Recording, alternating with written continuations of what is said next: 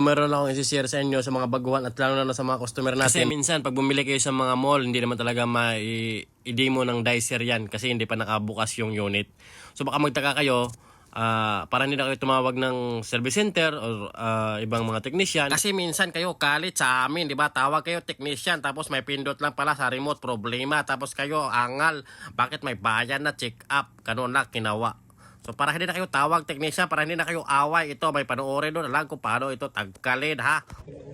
Kulin gold.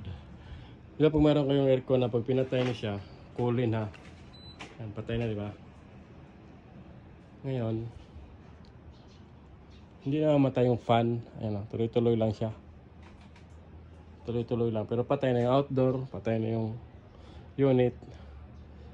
Meron kasi sa iba, sa carrier, may delay talaga yung fan. Kailangan i-off mo muna, tapos i-on mo ulit, tapos i-off. Tapos mamatay na yun, sabay na sila. Ito hindi. May pinipindot ito sa remote guys, ito. Napansin yung fan yan, yan. Yung drawing na ilisi. Para mawala yan, ito.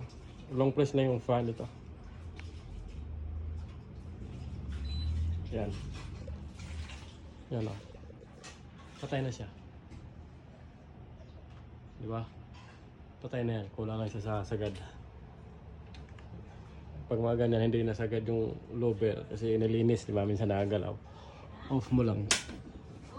Tapos on mo ulit. Yan. Sagad na siya.